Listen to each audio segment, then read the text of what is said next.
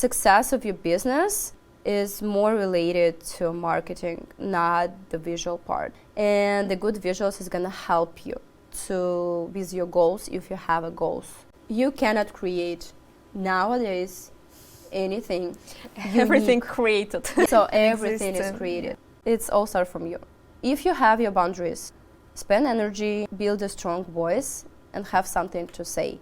For me, feminism is about equality. Everything in pink in the American market costs more. All supposed to help each other and cherish what makes us different. Not really working on gain a career, you're also working constantly on becoming a better person and better version of yourself. For example, people in America here, like kids that growing in this society, know this simple phrase, it's okay. Like when you're doing something wrong, when you spill something, when you make a mistake on work, people are gonna tell you it's okay. Yeah. What else to do with our life than not to grow? And I looked back after like a year, looked at my paintings and my works, and I was like, oh my God, this is what it was about.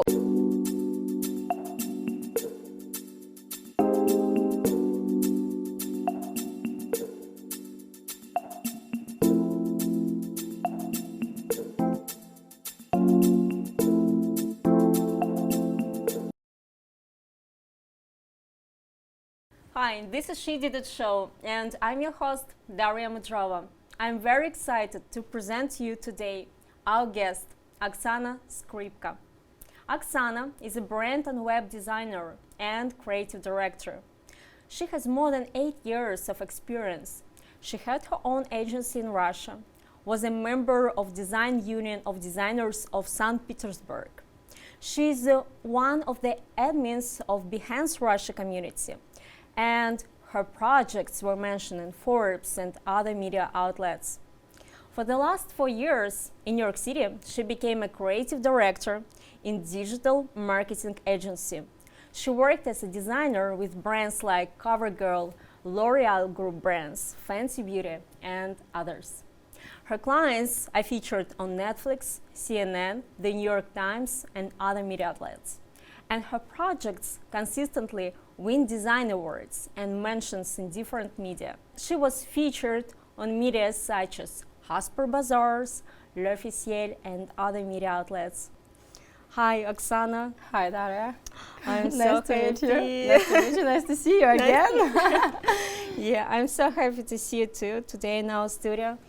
I would love to talk with you today about your experience being a designer, brand and web designer in New York City, and then working with digital agency, about your experience, about working with brands, and yeah. Sure, let's talk about that. Like, honestly, this intro was amazing. I was listening to that and I was like, oh, that's really me, right? Like, this feels so good.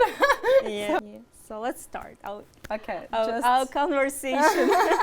let's go with the flow. Yeah. So what does it mean to be a creative director? So that's actually a very interesting question, because if you think about it, creative director as a title means very different things for different industries, right? So for example, if you're talking about being a creative director in like style, fashion industry, or like fashion, I don't know, like beauty, marketing, and design is gonna mean completely different things and completely different job description, pretty much. So, and in a lot of different industries, when you need to be a creative director, like, and your main goal and your main like role is to organize and manage different teams, and you can pretty much jump into that position pretty fast. But versus being a creative director in design world means that you're supposed to have experience of being a designer and have the ability to build and design everything from scratch by your own, right, before actually guiding a teams of designers and creative how to do stuff. So this is pretty much what I do. Like, I have a background of being a designer and web designer and brand designer, and I pretty much can create everything, right, by myself. But Being a creative director means for me in my field pretty much that I can manage design teams. I can create a concepts, brand concepts, web concepts for different projects, right? And also manage different design teams, creative teams of photographers, designers, maybe content writers, etc., etc. So together we can build something beautiful, right? And something good that's gonna work for a client. Wow, that sounds amazing. So basically, it's the combination of being artistic and being good manager. Yeah, pretty much. Organizing the team work. Yeah, you're supposed to have a very good organizer skills and supposed to understand like, I don't know, even set up the timelines for the project for yourself and for team, right? Like, of course, usually you have a project manager, but who helps you, but you also need to understand, right, what are the timeline, how to manage your team to meet these criteria and like basically meet these goals of timeline of the projects. So you're always supposed to be on track with that. Yeah. And it's not as creative as like people think, to be honest, because in general, I think designer is not a creative job. I mean, designer is not a creative job because you're pretty much solving different problems of the companies and different brands. And basically what you do is you, your main goal is to sell something to people, right? So this is what you do as a designer. And so for me, it's kind of like, yeah, I'm trying to sell something, either like service or a product, et cetera, but just like with, in a creative way, with like just trying to also make it beautiful in the process or something like that. Yeah, to catch the attention of the customer, first of all. Yeah. Yeah, for like aesthetic and and create the selling design. Yeah. How your research looks like before you start the project? It seems like you are the visionary, so you're the person who brings the idea to life. So actually, this is an interesting question. Why? It's also kind of combined with the question of like why I became a designer, I guess, at some point.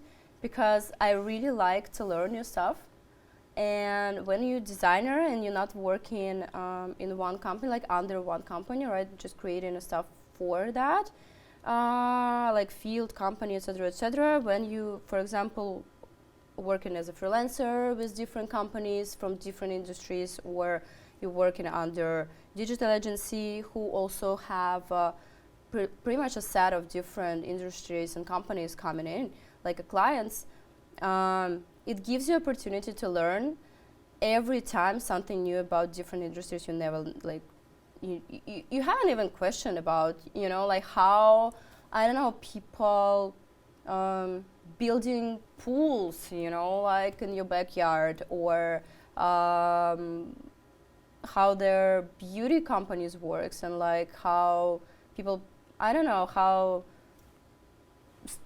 it's such a completely different, you know, like you can learn about fashion, you can learn about construction, you can learn about legal, and it's very interesting. And every time you actually need to learn about that. So actually, to answer your question, how do I research?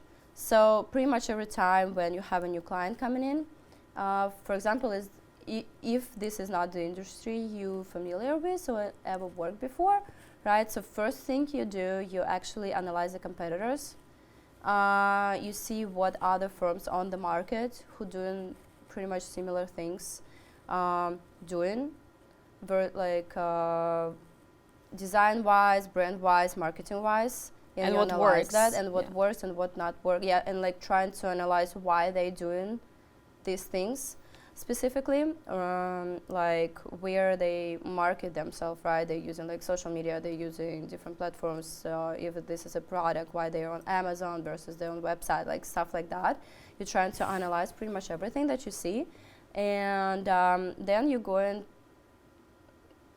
when we dive in pretty much into like a design process, right? So I'm going to different design platforms like Behance or Awards or CSS Design to just see what's out there, what's trending right now, and what can work for this specific area or specific industry.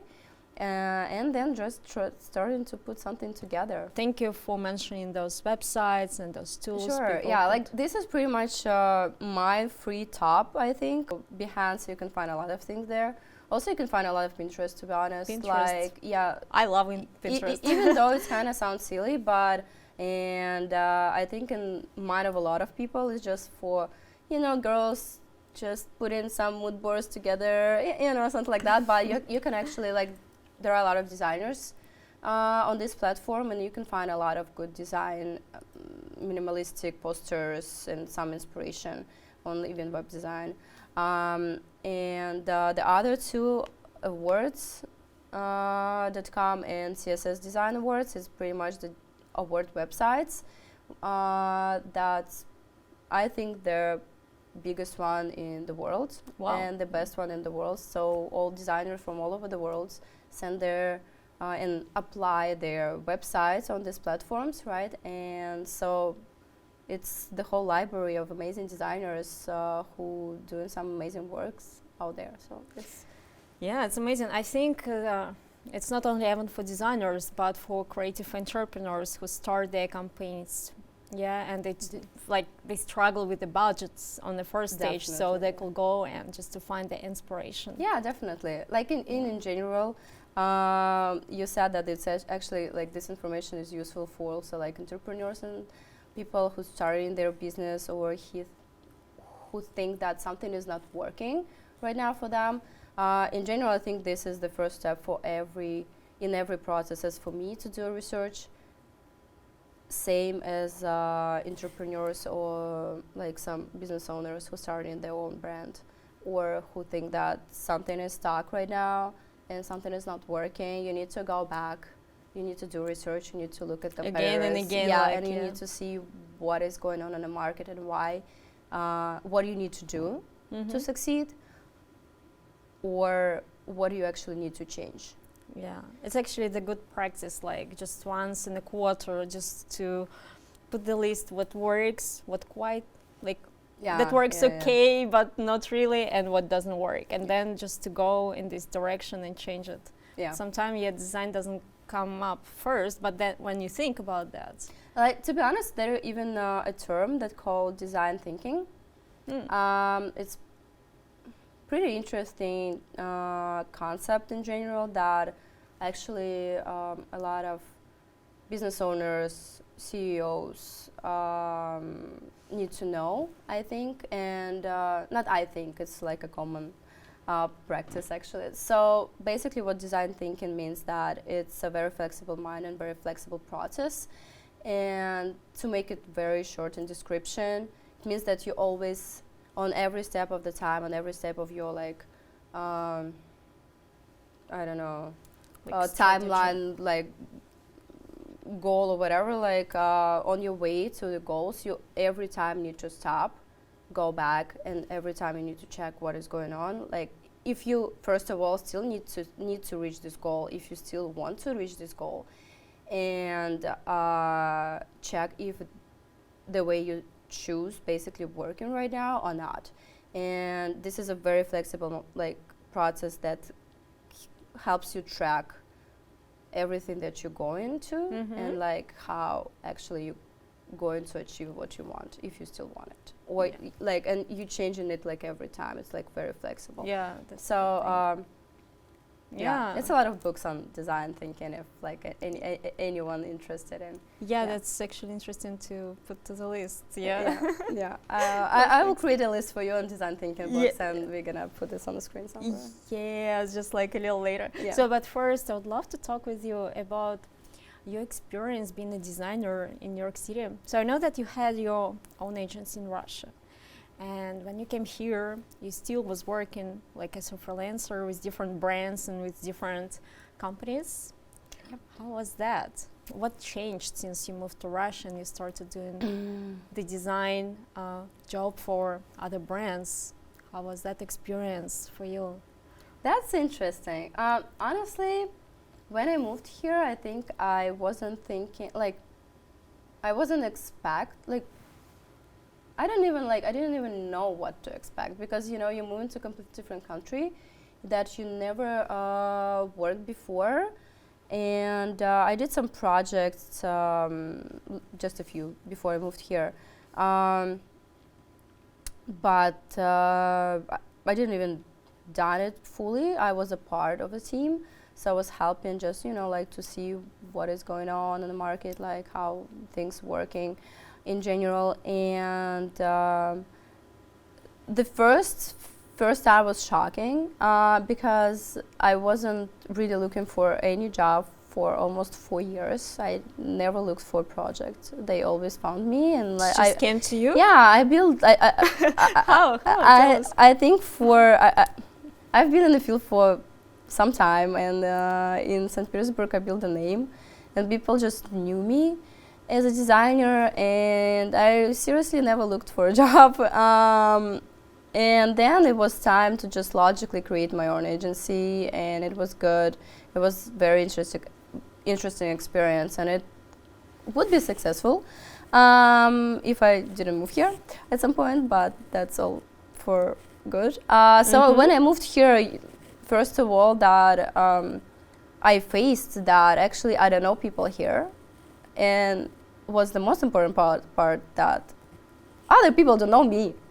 And no one comes to me for design, and I need to actually do something with that. So that was the interesting and the hardest part for me, I think, to find the first clients and spend time on the networking and just build kind of referral system around me. When you actually know people referring to you, and everyone know that you're a designer and this is what you do.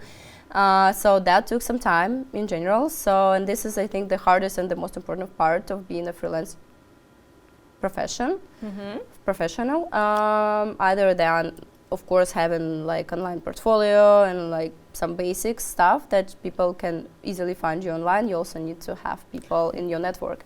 Yeah. What were those platforms you been present at that time? How did you position yourself online to make it easier for people to find you? It's very simple. Behance for designers, that's where you keep your portfolio pretty much. If you don't want to build your own website, you can also do that. But for people to actually search for you and find you, that's pretty much going to be Behance. Also, you have LinkedIn profile and account. You have, and some other platforms when people looking for jobs like Angel or Upwork, Fiverr, but I never been on Fiverr. For example, I've been on Upwork for some time. Didn't really work for me. I don't like the quality of design and like people. I don't know.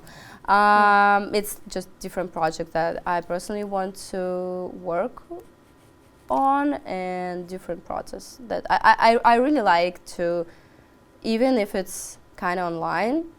I really like to build a connection between you and the client. So direct connection. Yeah. So even it's like for me, all these platforms kind of not really natural. I don't know. Maybe I'm old school, but I love to at least have a Google meeting with people, like Zoom calls or whatever, like chat with them and spend some time and actually feel them that you're really into that project. And when I personally go into some app work or whatever, it feels just like fabric of creating designs, and this looks very unnatural for me and very unpersonal. Yeah, so this is just my thing. So have a LinkedIn, have a portfolio, maybe have a Twitter account. I don't know, not sure it works, but maybe you could try always. And a lot of people actually, if you freelancer and you not planning on going on any digital agency and want to just go your way, Instagram also works perfectly. It's a very good platform to bring clients. Still, TikTok, why not? You can create videos on how to you create in different logos and your process, and like show before after, or like rebranding stuff. It's like a lot of options how you can push yourself out there if you're a designer. Yeah. Well, yeah. What would be a couple advice for entrepreneurs with limited budget who want to improve? Maybe right now they listen to interview. I'm like, okay, I need to do design thinking and to rethink my design of like social media, of website, or for the design other platforms, thumbnails on YouTube. Actually, I just had an experiment. I did this rethinking, and I changed on the She Did It account the thumbnails. Yeah, 6 times more impressions. The better one. See? Yeah, this is like the same like what it is? format. What I just did letters bigger? Like I just highlighted the topic, and yeah, because before it was like names, now it's topic and then the name, so and then the logotype, small one, like down there. So people care like about the topics. Yeah, sure, because people like usually don't really, you know, even when you're creating something in general, you first need to think about not yourself, but about the people who's gonna try to find it, right? Yeah, yeah. So even if you go on YouTube, yeah, they're never gonna like Google my name or your name on YouTube, you know, they're never gonna search for that, but they're gonna search for what is marketing, I don't know, like how to create a good branding strategy. This is what they're gonna look for. Yes, so I'm already thinking how to name our interview. Yeah, I'm curious. Just don't put my name on it. No, name is essential. Because I mean, it's an expert opinion, so I still want to highlight the person because we'll talk about your story later, and I think it's also an important part of your success. So I want to learn from that. Why I'm here? Yeah, but answering your question about what the advice, it's a very broad question, to be honest, and it's very depends on what are the problem of the entrepreneur, right? It's so many different scenarios, so it's really hard to give one advice that's gonna work for everyone, right? That's because true. it's not gonna work for everyone, probably like 90% chance it's not gonna work. But general rule that I think people are supposed to remember that I found out, and I'm gonna tell that as honest as I can, because pretty much design is my job and I'm doing this to provide for myself, right? But if you're gonna have a very good design and visual but bad marketing, 95% of the chance you're not gonna succeed. If you're gonna have a very good marketing strategy and like visual, like logo, branding and whatever, probably you're gonna like 90% of the chance you're gonna succeed. So the success of your business is more related to marketing, not the visual part. This is the most important thing that's gonna push your business out there, and the good visuals is gonna help you to with your goals if you have a goals, like having a strong brand, creating a strong community about your brand, right? Like really selling the story, selling the mission through aesthetic. And right now, like a lot of people, most of the people already got used to have a good design, and a lot of people got used to have minimalistic design. That's really not hard to create. And even if you have a good eye and you don't really have a huge experience in design, for the first time you can create something really minimalistic that's not gonna be crazy looking or not gonna have the very strong mission, because you're not probably gonna be able to create it by yourself, but at least it's gonna be something that you can start off to work with and to build a marketing strategy around that, and maybe to earn some like first income, like first money, and then spend some money on actually a good branding strategy from the agency that you would be able to afford. So that's the key probably advice, not to spend many time and energy and money on as a first step on design. No, you can do it yourself, you can research, you can do a lot of things, focus on marketing, focus on strategy, like marketing strategy, analyze the market, see what other companies doing, Competitors, like why they're doing it and like where you want to go. Yeah, that's amazing. Thank you. Actually, right now, just talking about my experience working on design for my projects, I'm using canva.com. Like, I don't know if it's the best one or... I think, honestly, I use it like a couple of times and all designers pretty much obviously hate it. But I'm sure 100%. I have a joke with my friend who's like, oh, I did something in Canva. I'm like, just shut up. Yeah, but still I think it's one of the best one out there that pretty much very flexible and can help you have a lot of templates and not the bad ones. Basic. Yeah, you can do a lot of stuff there, like PDFs, presentations, decks, like I don't know what else, but it's like a lot of different options. And I think I checked it out like 4 years ago, and I checked it out like maybe 6 months ago because I was also researching for something, and they get really better. Like they had they improved the design and like the stylistic. So it's a very good platform. Stock pictures. Do you use stock pictures? It's like a big question always. Should you create your own content? It depends. It depends. Yeah, there are good websites with not really cheesy, I would say, stocky looking photography. It's unsplash.com.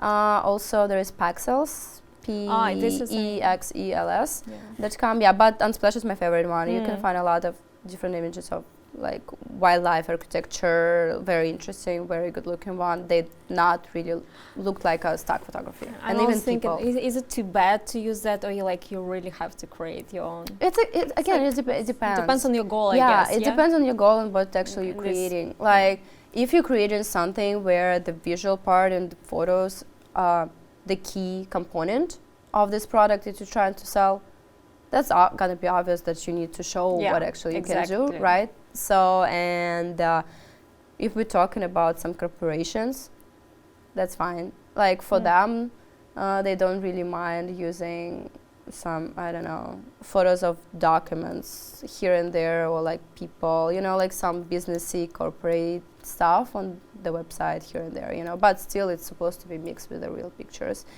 because with the real photos, because nowadays people want honesty. A very sharp eye. And people really expect to see what they actually buying. Like not even a product, but what they're getting into. Like if they following someone on Instagram, you know, they whatever, any platform, they want honesty. Why TikTok is so popular right now, I think, because people want to see something real and not face-tuned photos, and you know, and in TikTok, it's an amazing platform when you can just put your sweatpants and dance, or like just talk about even marketing or design, but at home, and you're not supposed to have a perfect picture background. Yeah, but you're just you, and people expect to see that. They want honesty. They want to see who's standing behind their product or services or the company. So yeah, like it's always good to have your own pictures. I would say, I would put it this way. Yeah, thank you. Yeah, I'm sure it's an amazing advice. Yeah, talking about you, how that transition happened. You had an amazing experience being freelance designer, managing your own design agency. But one day you decided to switch working with design agency that I work to work right now. for. With from beauty and fashion related brands to legal. Tell us about that. What's going on? How that happened? Why? Money.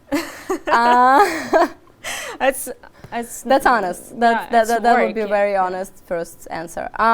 But okay, so how the transition happened and why? So just to give a little bit of background here, right? I think I would say that I worked in the agency for first 2 years of my career. Then I switched to being a freelancer. Then I had an agency. Then I moved here. I worked as freelancer, and then at some point, almost 2 years ago, not almost 2 years ago, and a half. Oh my God. Getting older. So 2.5 years ago, I joined this digital marketing agency that I work right now. And mostly we focused on working with law firms, pretty much in legal industry, and maybe some of like medical insurance, kind of like stuff that actually connected to legal when you start to understand legal. So medical insurance, something around that, like some IT products, but not a lot of them. So first of all, yeah, it happens because of the market, of stability, and pandemic, and yeah, and money. So I worked when I just moved here, I worked in a digital agency as well for some time, just to dive in, check what is going on. Like when I moved here, my goal was obviously to be independent and work on my own because I got used to it, and I didn't want to just give up my freedom so easily. But I realized that I have no idea how to build a business here because I have no experience. I don't know what's the difference. I don't know how people communicate, how they set up meetings, how they set up the process, how they work with the team, and how they build a relationship with the client. So I wanted to dive into that, and that's why. And I wanted to work in fashion and beauty and continue this journey. So I went to work for a design agency for some time, and that was an interesting experience. Then I left to be a designer again, and then pandemic happened. So most of the fashion beauty industry paused. Yeah, that's true. And also the startup I was working with the most as well. At this point they also paused. So a lot of things was on pause at this moment, and somehow by referral these guys found me, and they just left their company they worked for and decided to open their own agency in the beginning of pandemic, like the first months of pandemic.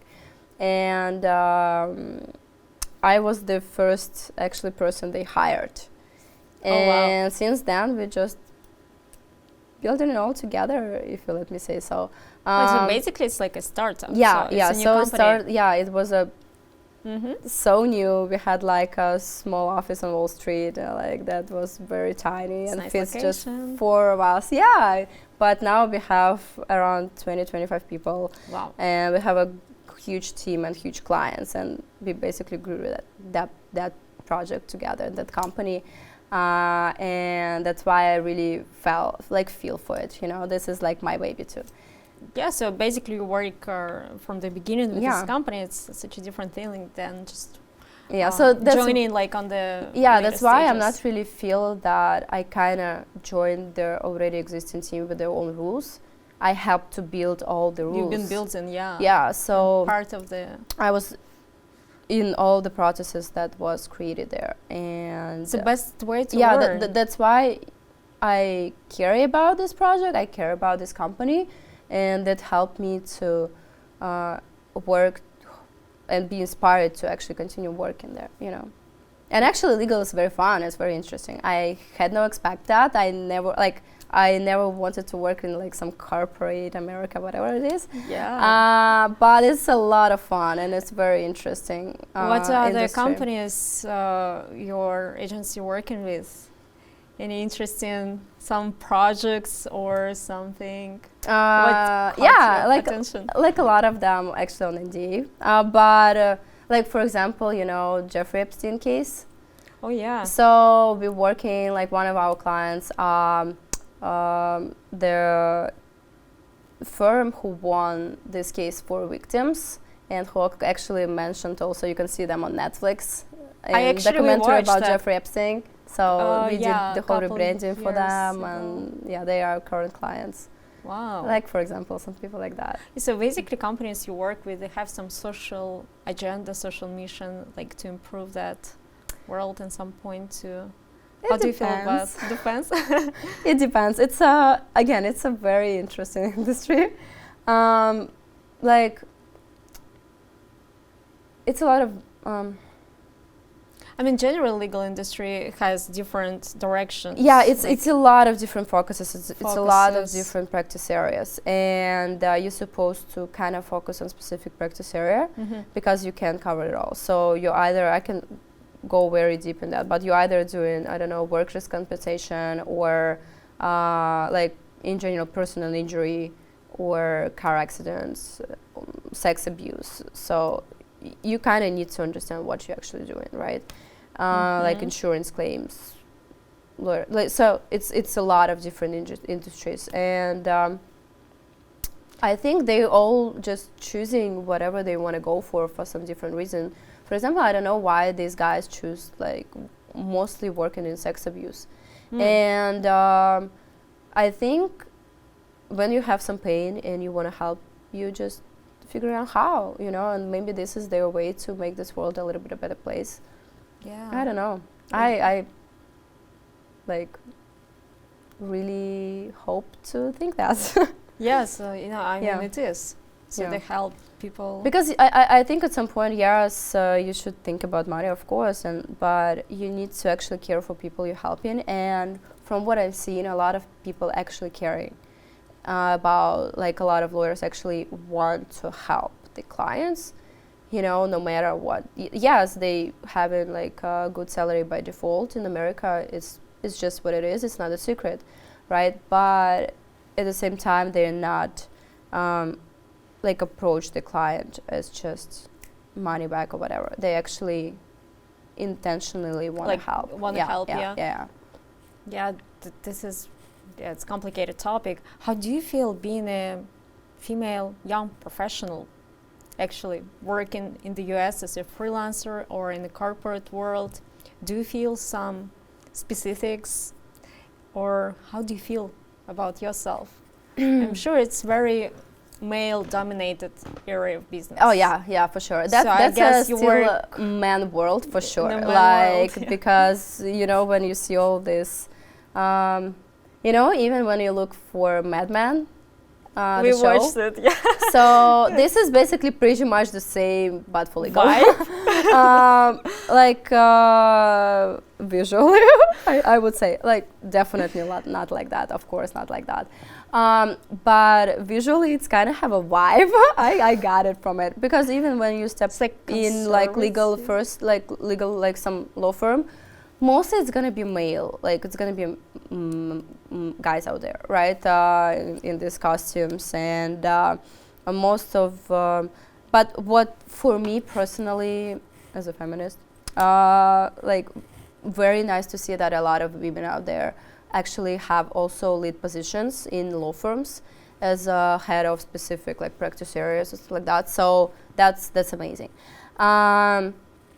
I personally feel fine.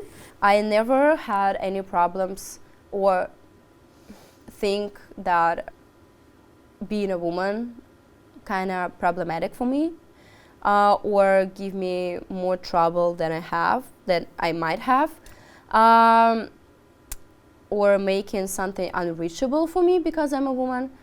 But at some point, I know that it's a thing that for a lot of women out there, it's very hard to be a woman in US. Like we can compared with Russia, maybe we can learn a lot of like we can find a lot of stories, like different one online actually for women in tech. That's the problem. There is no women in tech, for example. And and it's very harsh on them the way people treat them and like men's on in work environment treat them as well. I personally never had this in my life, not in my life, but I think my personality and my way of viewing that helps me a lot with just set up very strong boundaries.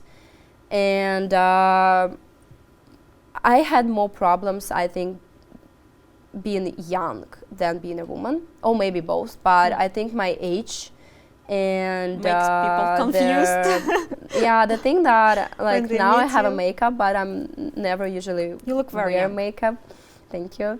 But I look even younger than I am. So just again to give a background, I'm 30, but people think that I'm usually like 23 to like 24, 25.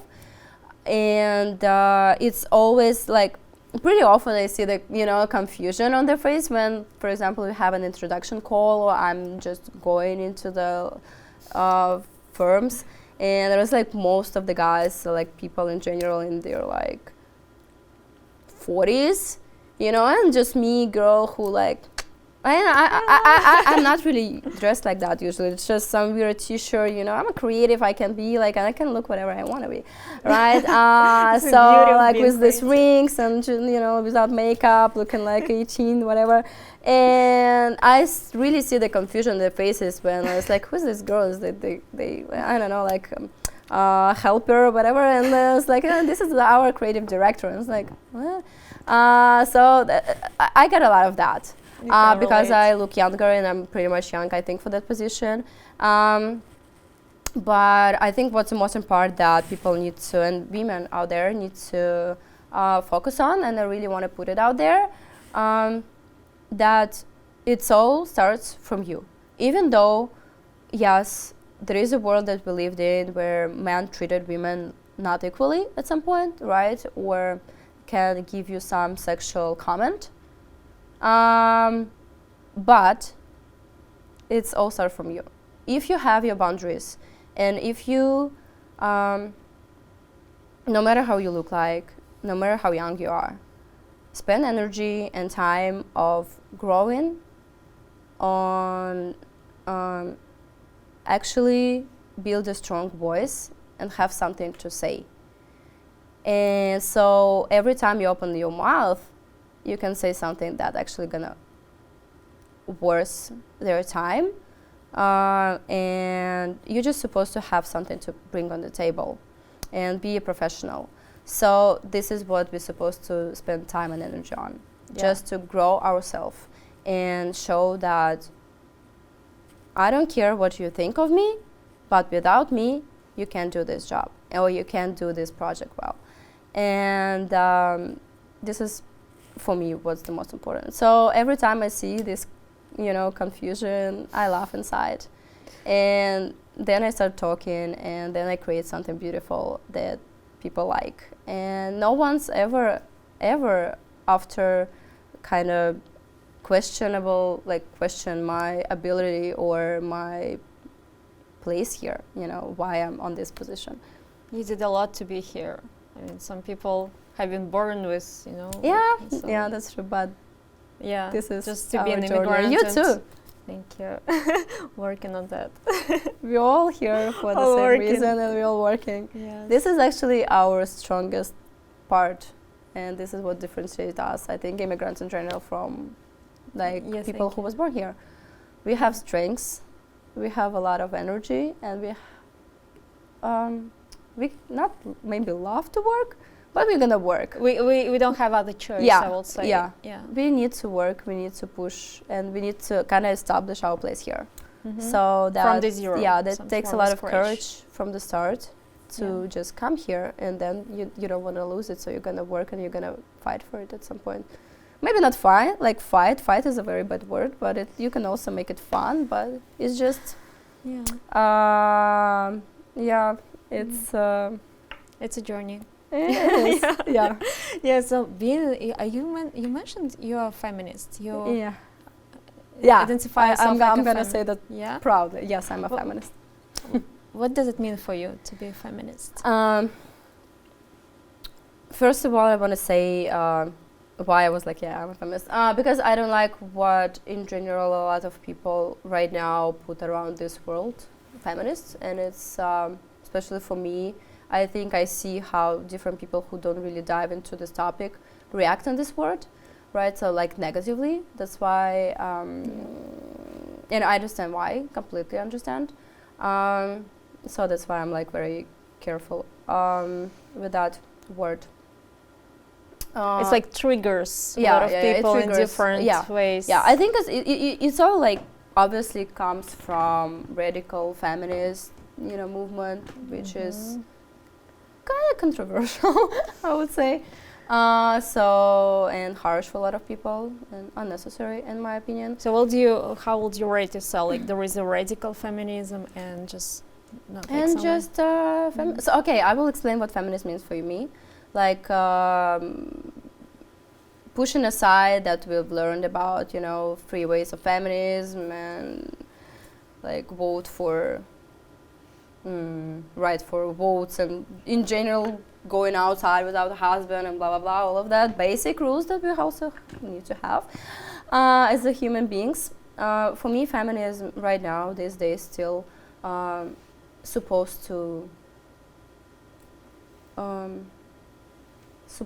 be out there and supposed to be some topic of conversation that we're talking about, because there are a lack of equality in a lot of ways, even in America, and you know, a lot of things Also going on pay right now in especially. our life, you know, like in different countries, which actually showing us that we definitely need feminism still these days. But to make it more kind of like a bird view, for me, feminism is about equality, about everyone, no matter what gender you are, how basic it would say, but not a lot of people still got this for some reason. We're all human beings. Doesn't matter you're a man or a woman. And you're supposed to have same rights. You're supposed to have the same strong voice. Either you're a female or a male. You're supposed to be heard same way. We're supposed to, I think, know that we're not same. We are different species. And all of our qualities and things that differentiate us supposed to be seen as a strong part, as positivity, not negativity. I'll give you an example of that. For example, people know that women are emotional, women can cry, can laugh, can be crazy sometimes, good crazy, right? And very attached to the family, the baby, whatever, have periods. Different stages, of the life. But it's all connected to a biology of us, right? We have a different setup of hormones, and this is nature. This is biology. We're just different, not because we want to be emotional or want to cry, but we have a different set of hormones in us. Versus men who have a different set too. Have a different stuff, set. Not really easily to cry publicly or just talk about their emotion or their feelings openly. And for some reason, on a job, being emotional seems like weakness. Being able to cry or whatever, like men's afraid that women can go to some lead position and became hysterical at one point from nothing, you know, just because they're women, and this is not right. Like social stereotypes. Yeah. Labels. So, and this is still exists, you know, like if this man world, they probably don't want to have a girl on some lead position or whatever, like some in general in a team, maybe because they think that they couldn't handle that, you know, because they're too emotional or like that's just one of the options, right? Still we have different setup salaries, and still we have this how it's called, pink price, I think. Have you heard of it? So basically everything, if you go to the store and you will see pink pen and the blue pen like the same one, everything in pink in American market costs more. Really? It's more expensive for like a few bucks because it's pink and it's made it's like for women. As a designer, you like mentioned those little details. Yeah. So there is a word for that. I just forgot right now. It's called pink prices or something like that. So it's like a huge marketing campaign. So if you go to the store and you'll choose like in toy like store for kids, I don't know, it's gonna be to say exact same toys, pink one's gonna cost more. If you go to the store and you're gonna find, I don't know, some shave razor, you know, exactly the same, pink's gonna cost more. This is insane, and still women get less salary and less money, like for the same amount of job, and still we are emotional. I'm like, what's happening? And overpaying for pink stuff, and we just actually discussed with you this outfit. Sometimes the quality of the clothes in the men department is better than the same kind of designs in the women department.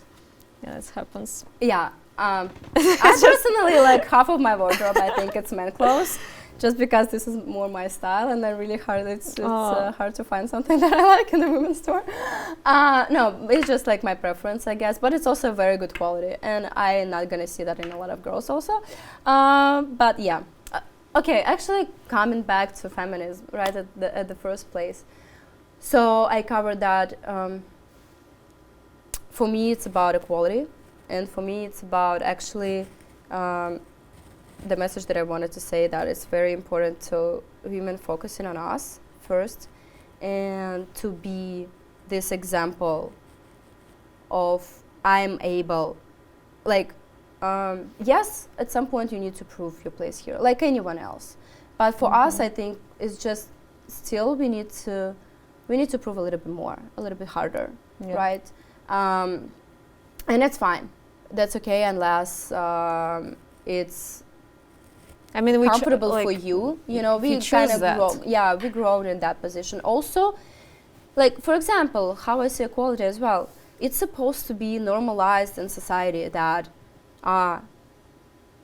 yes, you can go for work for some time, and you can find a husband, and you can have a kid, and you can be happy.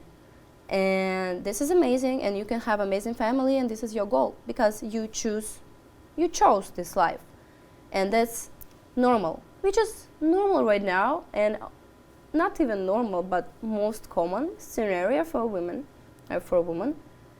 Either it's supposed to be normalized that women don't want to have a kid and don't want to have a family, you know, who don't want to set up with, I don't know, for example, one partner for life, and just workaholic, and this is her life, and this is her love, and this is also supposed to be normalized, not being pity or being like, what is wrong with you? Why don't you don't have a family, for example, you know, why don't you have a kid? Because it's still not. In a way. Yeah, so women asked a lot of questions, not and like, the men. Yeah, and even though like we have a lot of questions that not polite to ask in society, like, I don't know, young couple, for example, it's not really polite to ask, oh, why are you gonna have a kid? You know, like, or something like that, because it's not polite thing to ask, because maybe they have problems or whatever, but for some reason it's a polite thing to ask a single woman, like, why are you single? In Eastern Europe especially. Especially, yeah, like the place we, like the so bad places we came from, yes. I'm an old maid already.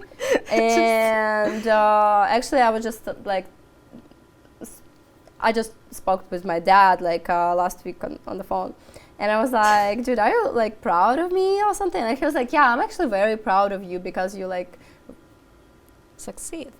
Not succeed, but it's take a lot of balls to just move to another country by yourself, you know, and did everything you did, and like I'm really proud of you, but I'm worried about your personal life, and you still don't have a kid, and I'm like, I don't have time for that, you know, like I just started just it's not like my priority. Yeah, like you have other kids, just focus on them. I just do my thing right now, like that's fun, that's all gonna be fine. I have a lot of time ahead, but still, like, yeah, it's still stereotypical, you know, that this is supposed to be the way it is, and like, and also, I think it's also answering the question why there are not a lot of women on lead position in general, because some of them at one of like point of life choosing to be a mom, and instead of, and while men building their career, they have this gap.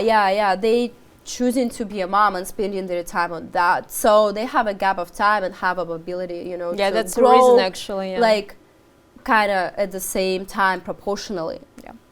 So that's true. And I believe like the society and like women today who are active feminists as well, they kind of move in this society to this direction when it will be normalized, when the payment will be equal. I mean, there is like all the movements. There is not a movement without radical part. I believe like that. That still people who do that. I understand that you need to kind of throw out and this message to get and gain some attention to the problem, and without radical ways, it's possible. It's just kind of very hard. You know, it's very hard to hear you when you're not screaming. But it's just not my way, and like I'm always trying to push the message out there that work on yourself. We like what we're doing right now. That and I think it's actually other side of the coin. You know, when we're trying to get this rights and equality and just bring the women to the same level as men. Actually, what we're doing and what radical feminists doing, we separate more and more from each other. We separate men and like women more and more, and this is a problem because we're supposed to divide. We're supposed to be one.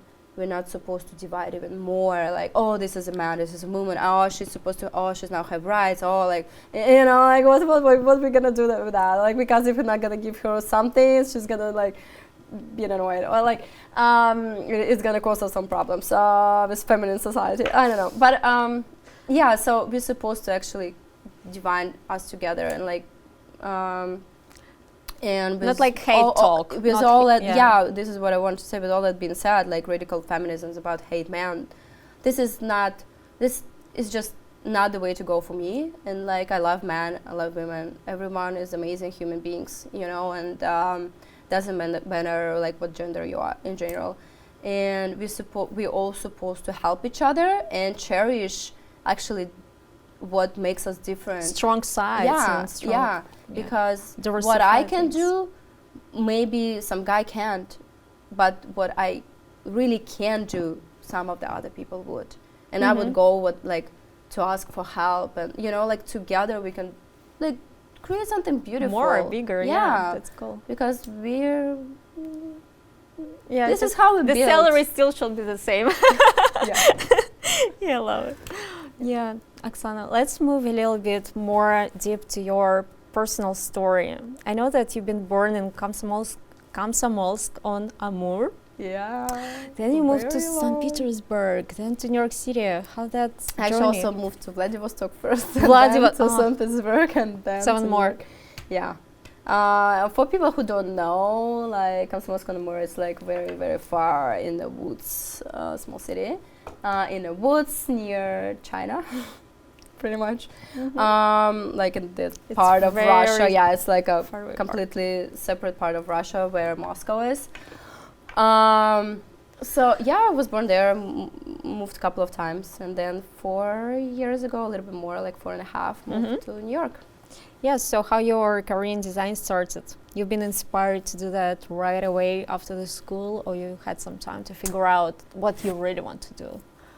I still don't know who I'm going to be when I grow up, to be honest. Waking up with this thought every day and thinking who I'm going to be when I grow up. So to be honest, I always wanted to be a fashion designer. And from where I'm from, my mom thought this is not a career, like fashion designer. I'm never going to be a fashion designer from where I'm from. I'm going to be just do some wedding dresses for the girl from the next building, you know. So I can understand her. It's like a tailor? Yeah. So she thought that I'm going to be a tailor all my life. And this is not the path she wanted for me, thankfully. Not as I am too. But anyway, I always thought that I wasn't. I had a huge experience, kind of like not huge experience, but I spent 20 years of my life as a ballroom dancer. So and also. Hey, girl. Yep. Ballroom dances. It's forever. a big school. Yeah, it's a sport. Trying to. It's a sport. It is. It's not just dances. For here, it's not. No, just it's sport. hard Yeah, actually. it's I spent hard, a lot of like I never had a normal childhood. I think because of that. Because 5 days a week I was You're really just into training that. Yeah. hard. Yeah. So but I also was in art school. And I was debating like what path I should go for, and I wanted to be a like fashion designer. My mom didn't allow that, blah blah blah. And then I won a design competition that basically allowed me to got to the university for free.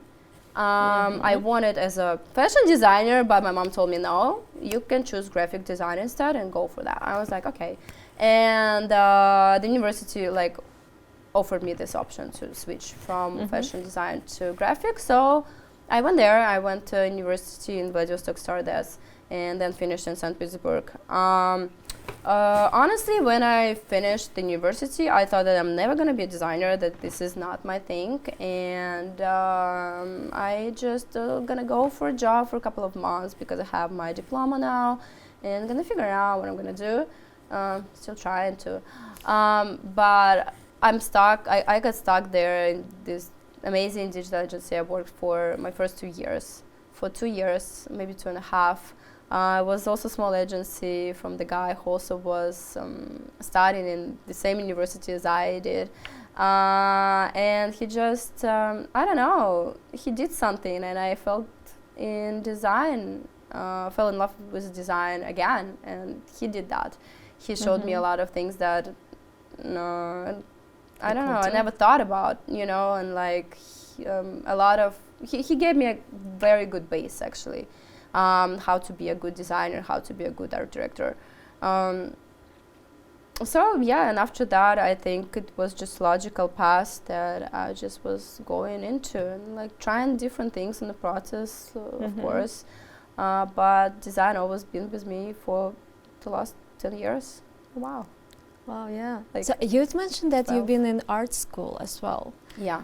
And actually, I know that today you still continue to draw. Yeah, Yeah. I do. Yeah, So but it was a huge pause in my. The thing is that right now to be a web designer, you don't really need a setup of skills like paint by hand. Yeah, you don't really need that. You can be a designer without that. And you could never actually paint anything.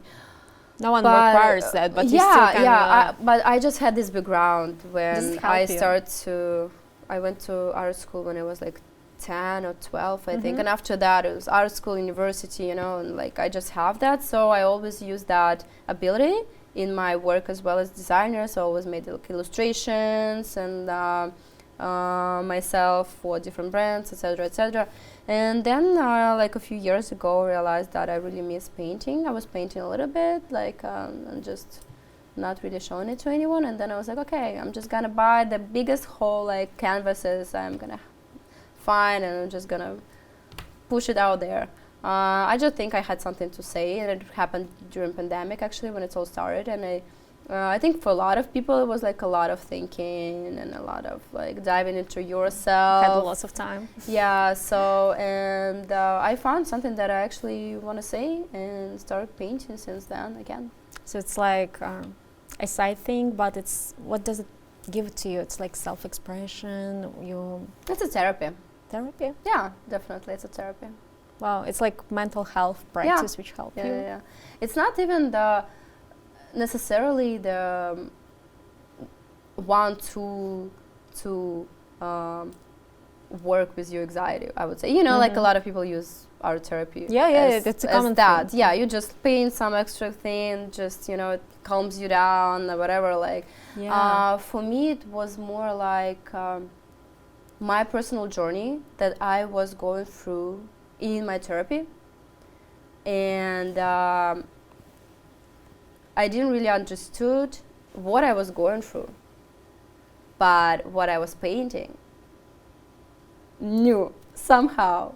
And I looked back after like a year, year and a half, looked at my paintings and my works, and I was like, oh my God, so this is what it was about actually. And I really understood what my subconscious was tried to tell me. Most of my works are actually about feminism, and a lot about nudity, women's sexuality, to normalize that. And I think I was in the process of find it in me and make a peace with that, normalize it in my own world.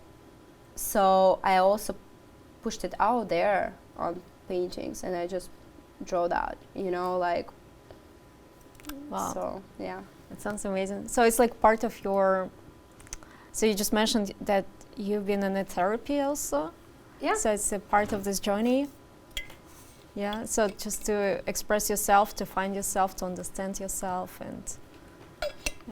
Yeah, definitely. Yeah. What other things? What other mental practices, if we call it like that, you're using in your? What helps you to maintain your positive mood, attitude, and just to be? First of all, I need to say that being a creative person is very hard. It's like 100% very stressful. And also I'm Gemini. I don't know, only Gemini is gonna understand what I'm talking about, but really, you like every day, you like waking up as a different person. It's really hard with like emotional switches, you know, it's like mood switching completely pretty much all the time, and it's constantly. And but I think that in general being a therapy is very important for every human being, because like for very different reasons. Not even I know that a lot of people, especially where we came from, right, like think that if something is wrong with you, you need to go to therapy, you know. So when you really have a problem that people can see, yes, that means you need to go to therapy, which is wrong, because you can have a therapy and be in a therapy even when you have nothing to say and have nothing to talk about, and you think that you have no problems. You're gonna find them. This is the other good part of the therapy. But this is just a journey of, I think, for me, again, understand yourself better and become a better and better person. To work on so yeah, you're self-development. not really working on gain a career, you're also working constantly on becoming a better person and better version of yourself. And it's impossible without actually questioning yourself all the time, you know, and like reflect on how you react to people, reflect on how you feel in different situations, like even, I don't know, like if your perfection is like how it helps in your life and how it not really helps in your life, and like stop you from doing something. You know, it's all part of the process of being a better person. Like for instance, I have this problem, and I know that a lot of immigrants have this problem, specifically from Russia, Ukraine, Belarus, and like all of that countries. We have the syndrome. Imposter syndrome? Yes. I just was like on the top. Yes, exactly. Yeah, imposter syndrome. Because we all have this problem because we were raised like that. So my friend actually gave me a very good example of how to differentiate their like mentality of our people versus like Americans. Like for example, people in America here, like kids that growing in this society, know this simple phrase, it's okay. Mm-hmm. You know, like when you're doing something wrong, when you spill something, when you make a mistake on work, like people are gonna tell you it's okay. Yeah. And because it's okay to make mistake, and you grow with that idea that it's okay to make mistakes.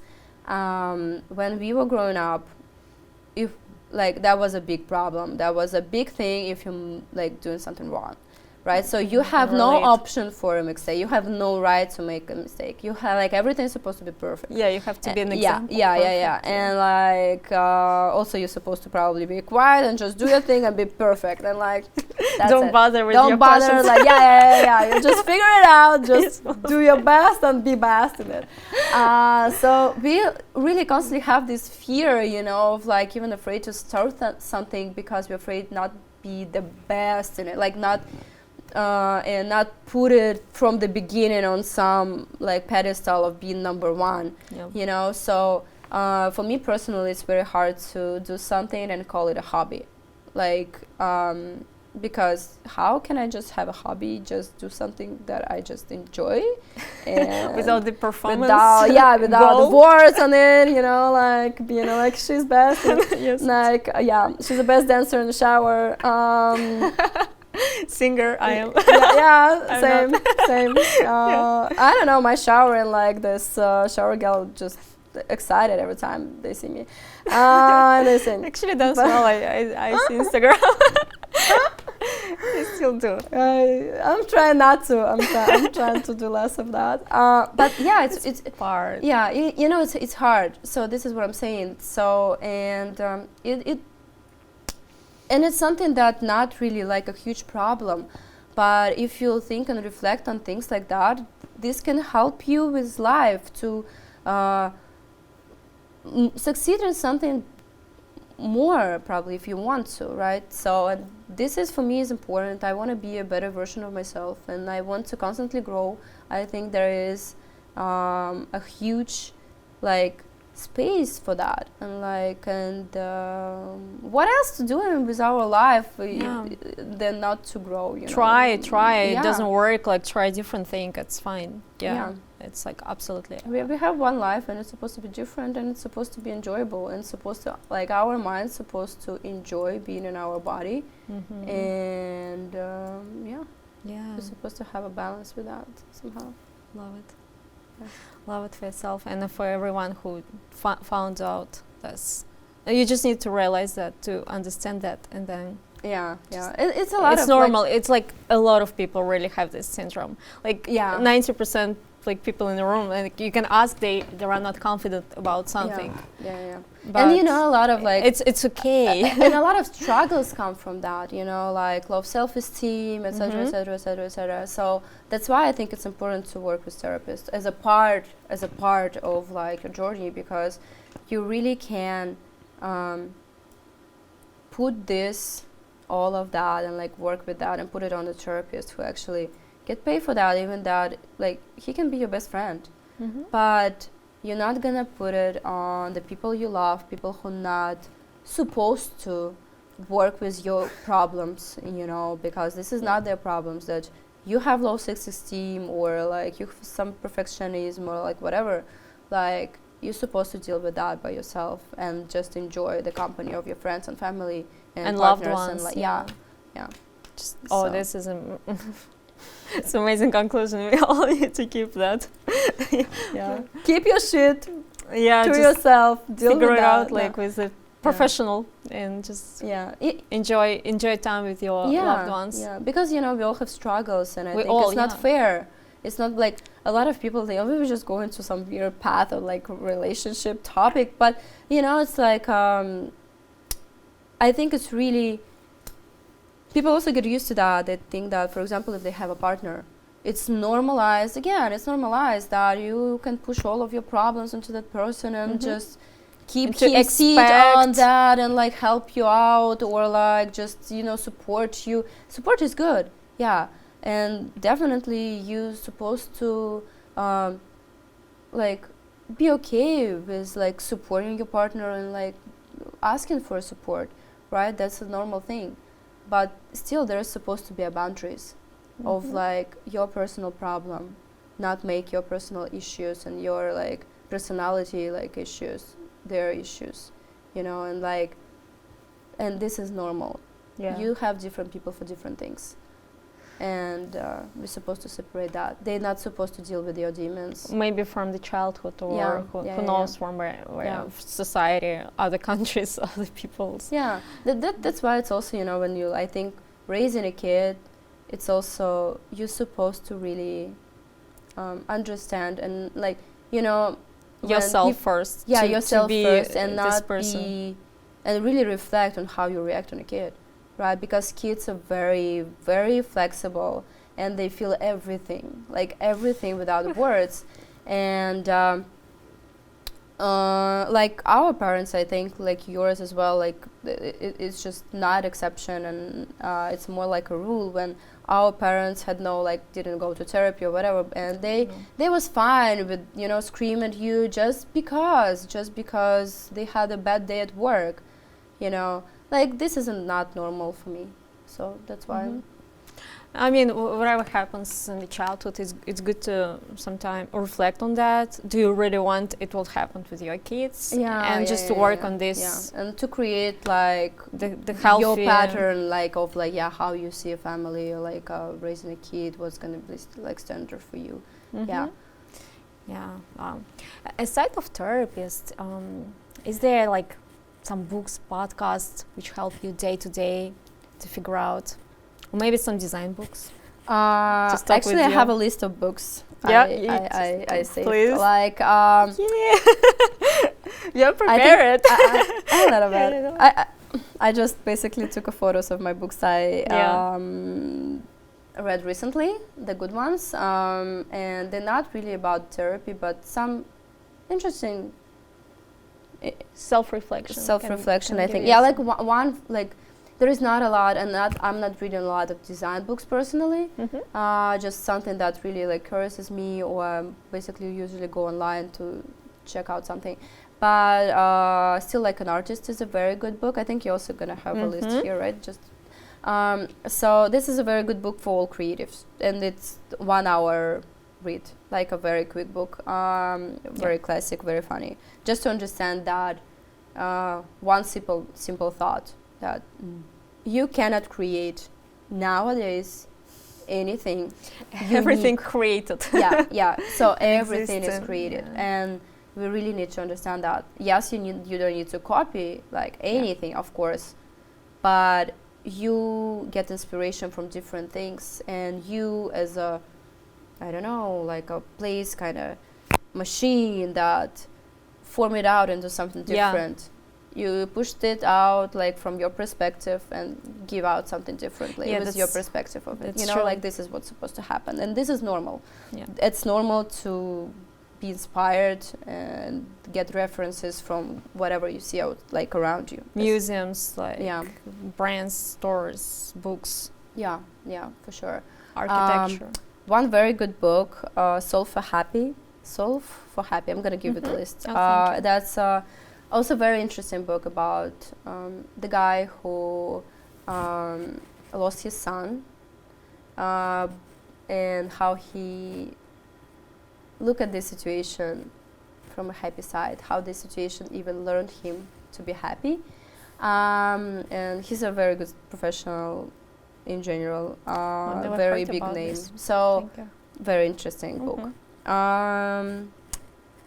Your Money or Your Life, also very interesting book by Vicky Robin. That's actually show us how many time we spend working and how to not simplify, but maybe relook on the time we're spending on work and how money is important for us, and like basically how to, you know, make it more sufficient to work less, to get more money, and to have a more full life, like more time actually to live. So very, very interesting, like a few thoughts in this book also. Really like this. Creative Strategy and the Business of Design by Douglas David is a very good one. Like pretty interesting thoughts in general also. You're Invited by John Levy. This is the one I'm reading right now and almost finishing. It's about actually kind of psychology and how to work with people, how to make them, like how to entertain them into conversation, how to make a good, I don't even know how to say connection? That. Like connection, yeah, in general. So it's very helpful, and it's all viewed from an angle of business side as well. So how to use this tool of building the ability to have a great connection with people, how to use that at work. So like it's like a lot of interesting tools what you can use. Yeah, like an interesting one. Good. Lighter by Jan Pueblo. It's a very like kind of not spiritual, but very, you know, like pinky, pretty. I don't know how, like what the word to put around it, but it's about spiritual journey of one guy and his guidance of different tools, like about ourself, our control, and like just interesting about society and how to gain a control of your life and your mind. Like a lot of that pretty much I know for many years, but I really like some quotes and how he put some thoughts into like a sentence, you know, like how he frame it. It's very interesting. Very easy read as well. Also a good one, Start With Why by Simon Sinek. It's about like basically it's how great leaders inspire everyone to take action. That's something differently from that. So it's a very businessy book. And management skills. Also, if you want to like learn something about marketing and you don't know anything, Seth Godin would be a good author for you. He has a lot of books about like what is marketing, like, and some different dive into marketing books. Wow, that's awesome. Pretty much it. Thank you. I'll create the list definitely. Yeah. Oksana, I have actually a couple more questions before my last one. I think I missed a little bit. Is there any influencer from the design world which you could highlight? From someone who inspire you to create art, to like some visionary, some people who... I would say I have not really like, I think I only have one designer who I'm not in, it's hard to say inspiring by when you're a designer, but I really inspire Jessica Walsh as a designer, as a female creative director with her own agency and her journey. She actually based here in New York, and she has books and has her own agency. So that's a very inspiring person for me as a kind of not like a role model, but something around this. She's great. She's doing a great job. And I love artists like Andy Warhol, Basquiat, Pete Mondrian, Jeffrey Koons, Cuffs. If to talk about someone more recent, Virgil Abloh. I love fashion, so yeah. I love what Balenciaga do. Some brands, Balenciaga. Like with not really trying to be a fashion brand, but kind of connect that to society problems and try to get attention to them as well. So that's interesting for me. That's what inspired me. Yeah, just like recent campaign. With the women, business women at the office and Balenciaga outfits. Yeah. It's pretty cool. Yeah, they also have a very good show. Like it was winter, it's kind of covered the climate change topically.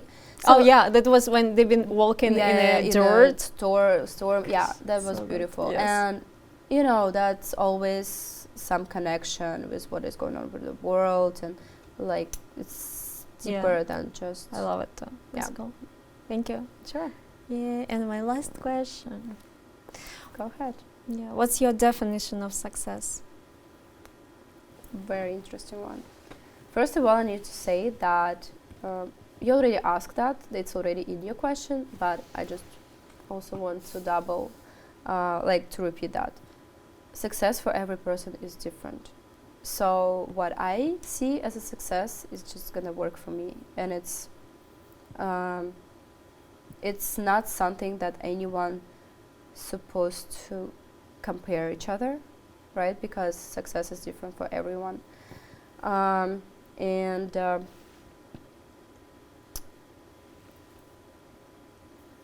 Success.